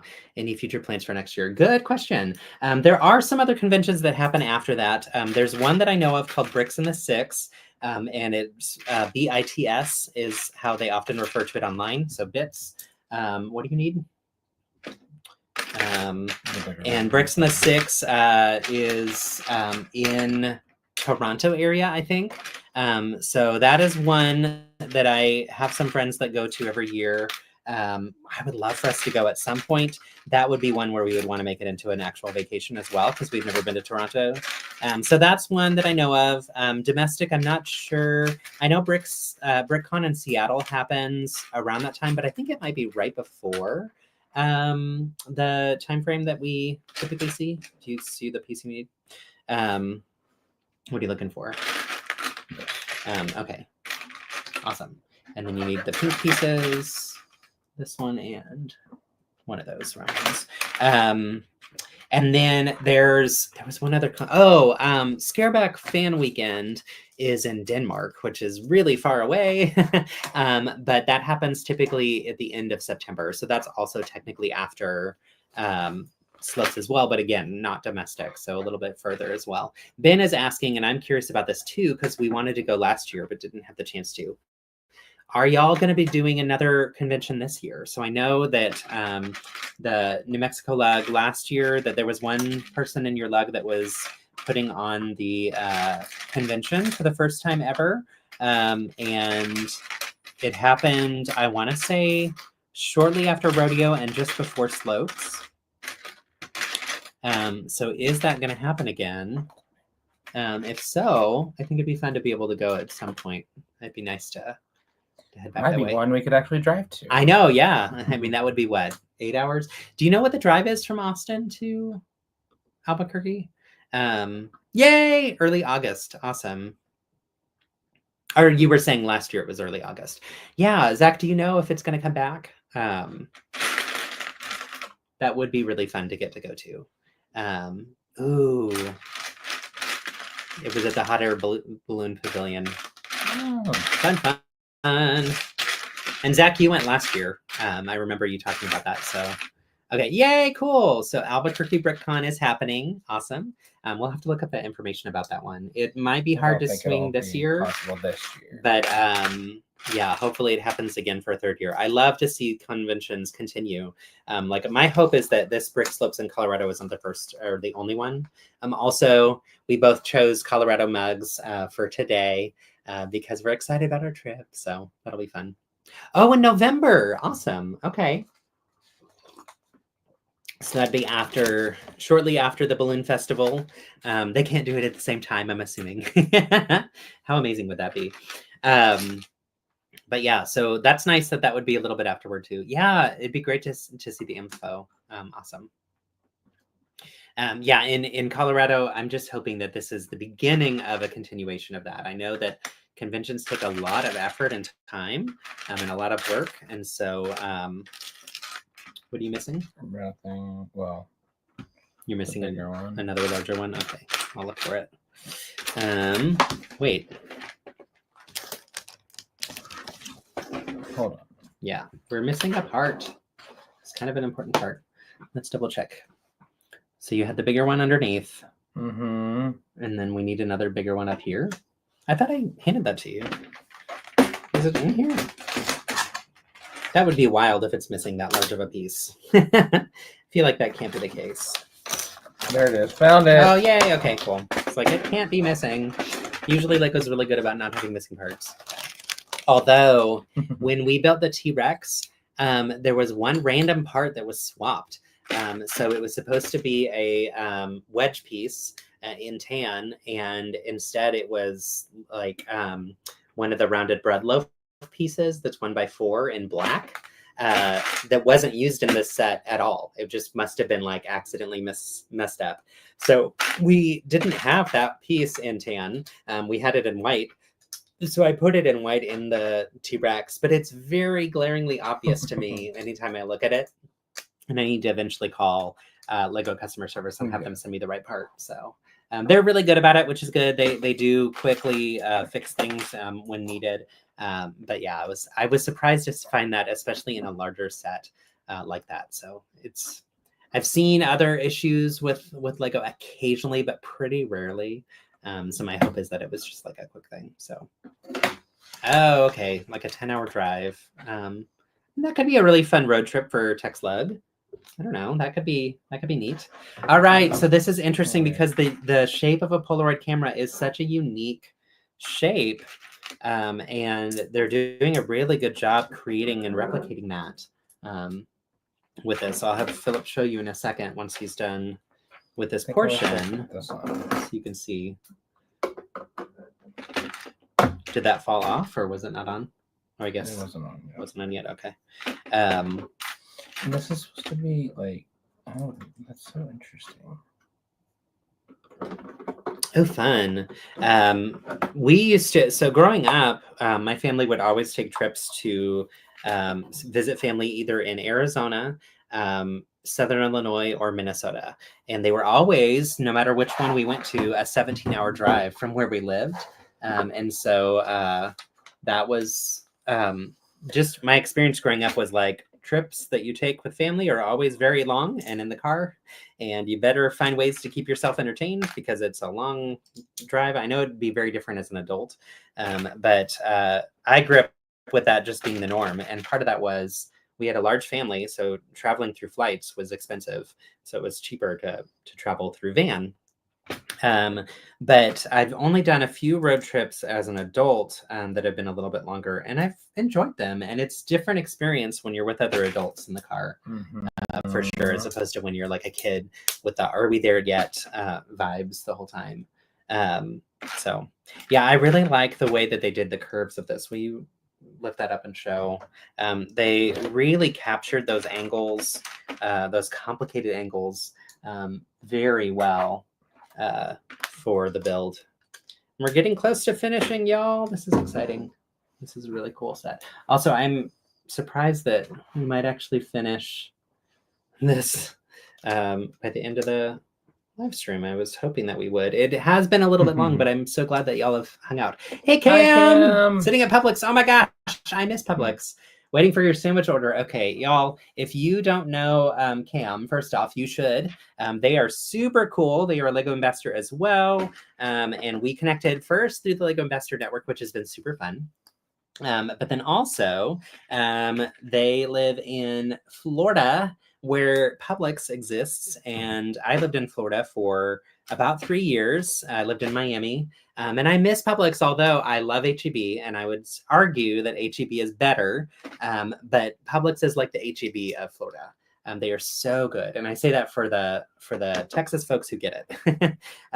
They have really good food, and they have really good sandwiches and stuff too. So, yay! Oh my gosh, I love that y'all know each other. Have y'all connected before? Super fun when I see like my worlds colliding. So, I've been trying to get Cam to come to Brick Rodeo so that we can all hang out together in person, but we just haven't had a good chance. Yes, I love a good pub sub. HEB for life, though. Yeah, that's fair. All right, so we created this really nice viewfinder that's curved all the way around as well. And I'm going to finish it off with the top with some tiles. And then that is going to go on the camera too. Oh my gosh. Let's see. Yes, we want you to travel, but the Midwest is very far, especially from where you live. So Cam is outside Orlando-ish, right? If I'm not mistaken. I can't remember. Yay! I love seeing y'all say hi. So did y'all know each other? I'm like, I need to know. Tell me all the things. Okay, this is really fun too. I didn't like pay. I love when I'm building these sets. I typically don't try to look too much into them because I like to be wowed and inspired as I'm building them, as opposed to like anticipating things. But check out the use of those curved bits on the front of this viewfinder thing. That is cool.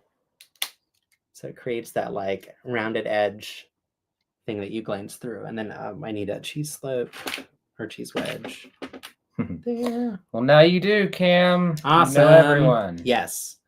Yes. Everybody should, though, if you're on Instagram or TikTok, and where else do you reside? So you've got Instagram, TikTok. You have YouTube as well, of course.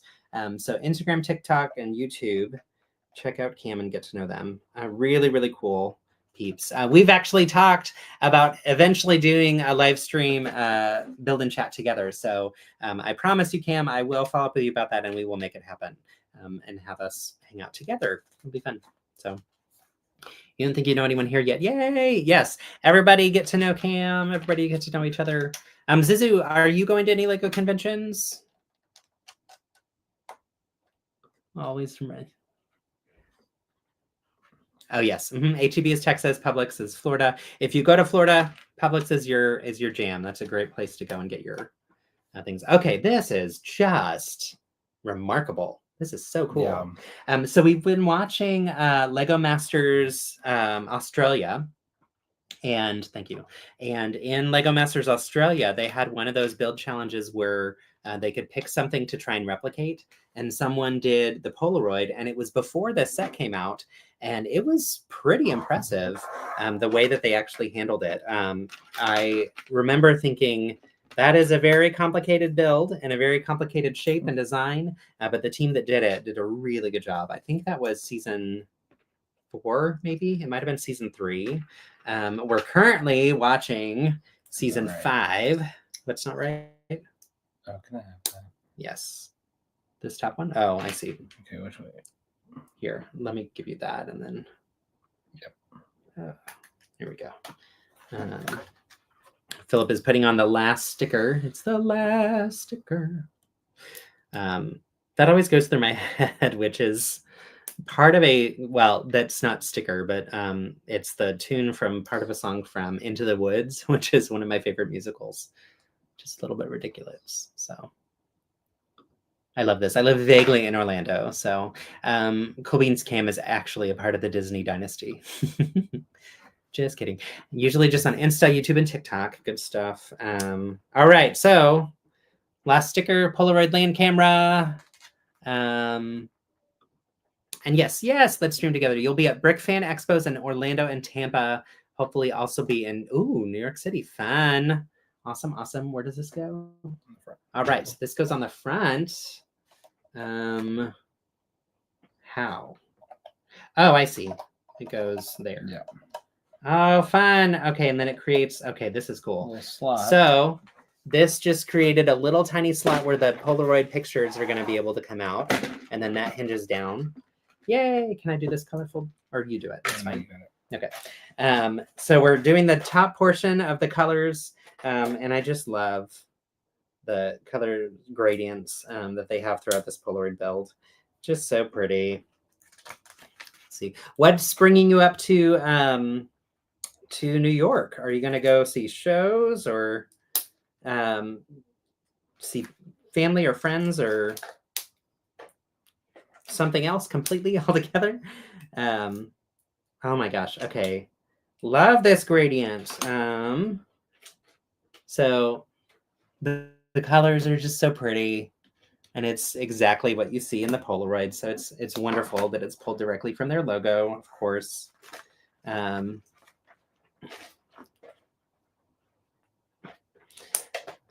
right.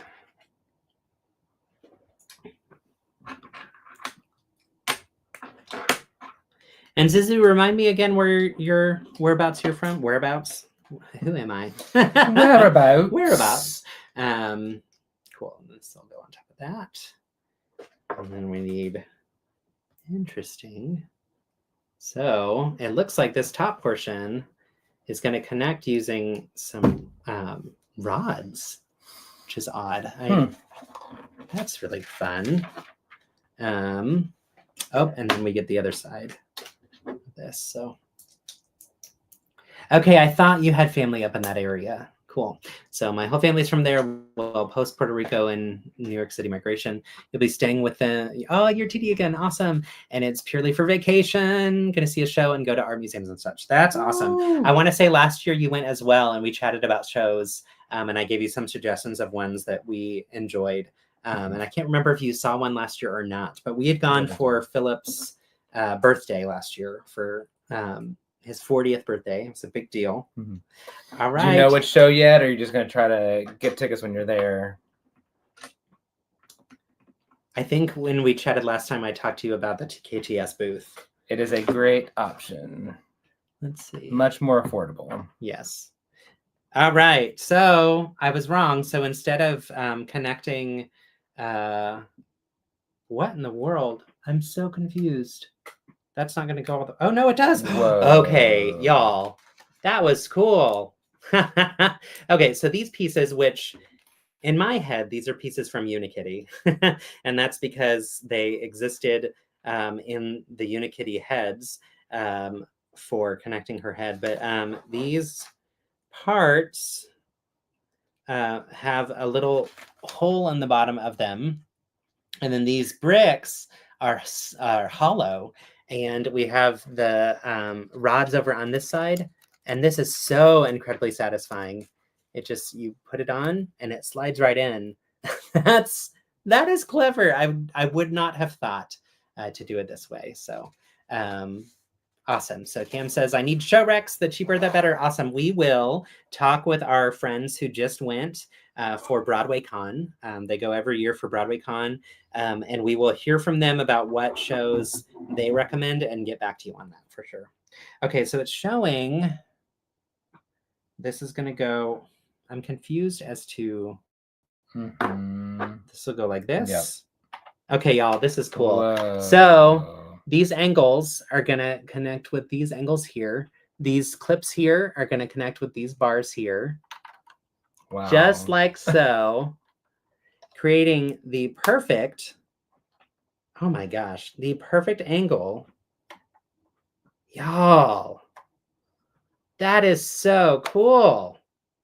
And that makes that little tiny angle. Okay, this set is just fantastic. The shaping is perfect. Really, really cool. And then flip it over. So now it's showing in the Polaroid box, you can hold the 3 Polaroid pictures. So those just slide in. So they're in here. We've got the camera. And then you can take out a picture. Let's do the Lego house. Why not? You can take out a picture. Yeah, Cam. You can open this like this on the inside. So on the back of it, there's also the black, which is nice. And it shows you can put it in with the black face down, going in, and it's going to slide in here. Oh my gosh, that is so cool. And then you can fold this up. That's scary. I know. I'm like, please don't break it. Is that right? So this is getting stuck on there. Well, take it all apart. Right, I know. I'm like, what happened? Wait, did I put it in the right spot? I think I did. Does it go back further? Well, yeah, it feels like it's bending it. We need to figure that out. But that's showing there. Do that.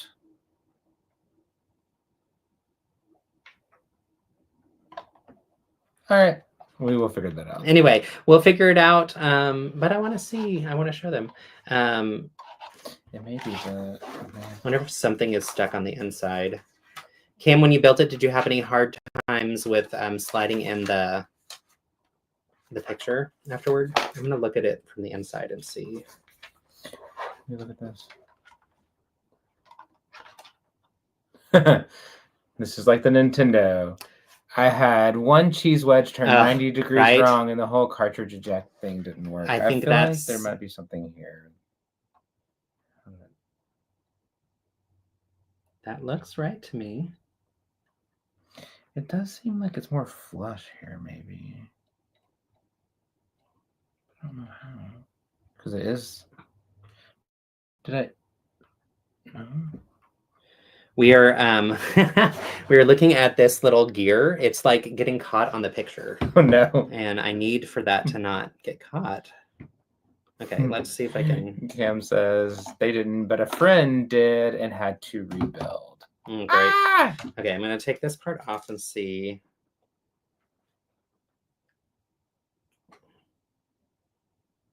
I mean, this side. Does that snap on? It doesn't. It doesn't. It just slides on, I think. Yeah, so that's there. So that's where the issue is happening. Maybe this doesn't go all the way. I don't know. No, that's right. I know. I'm like, y'all, this is super entertaining, I'm sure. I want to fix it.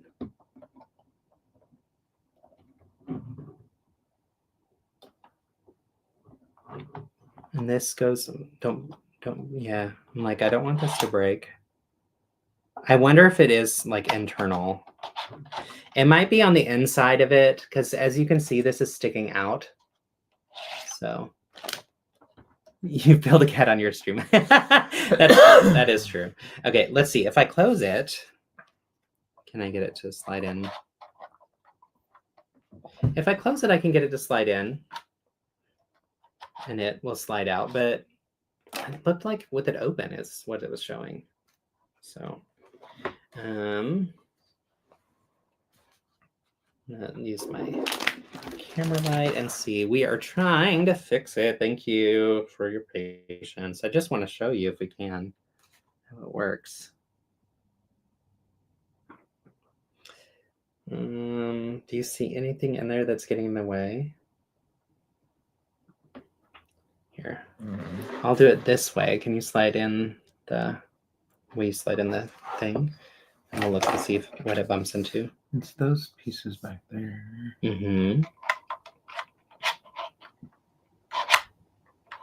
You're good. What does the photo do when you push it in? because it has a bit of resistance due to the spring. Maybe that's what it is. Maybe we have to push it further or harder. I didn't want to break it. I was a little bit nervous that it would. It doesn't feel like there's a spring though. It's just like hitting something. Yeah, it's running into. I wish it would show how far it's supposed to be sticking out before we close it. Mm-hmm.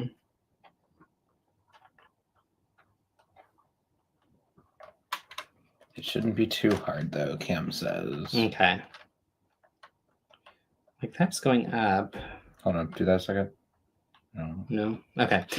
I feel like we're going to have to unbuild the inside portion and see if the way that we connected the rubber band pieces are off somehow. Because it's not, the button also, with your button, does it push pretty easily? Like when you push down, does it seem to like have some good give that like pushes it back out? This one doesn't feel like it's doing all that much when I push it. Like I feel like it should do a little bit more. But maybe not. Anyway, I think we are going to call it. And I'll see if I can figure out how to adjust on the inside to see. So, but yeah. Awesome. Yeah. Anyway, thank you all so much for joining. This was really fun. It was nice to get to spend some time with a handful of you. And for anybody that watches later, thanks for watching it back. I really appreciate that. Yeah, the button pushes it easily. Okay, yeah. So there's got to be some bit that we have messed up there. Awesome. Also, I just knocked over something on the inside. So, but it looks beautiful. The angles and everything are really well done. This is a quality set. I really loved the build process of it. And yeah, I recommend it, but also, you know, we enjoyed building it. I think I'll recommend it even more if it works well. And if for some reason we can't get it to work, then I might adjust my recommendation a little bit. And if you haven't built it yet and do build it, make sure to be very thoughtful and pay attention when you're doing the interior. Sometimes I think maybe doing sets that have like moving parts are maybe not the best options for live streams because, you know, you're talking and all that kind of stuff. But still, regardless. Anyway, thanks again for joining. It was good to see y'all. And yeah, next month, again, on my second Saturday live, I'll have Steve Guinness. So join us for that. It'll be a really fun conversation. Looking forward to hearing all about his new movement, LEGO Ideas build. If you head over to LEGO Ideas now, I strongly recommend that you vote for it. And while you're there, you could also leave a vote for my holiday buddies too. All right. Have a wonderful weekend. Build kindness, y'all. Bye, y'all. Yay.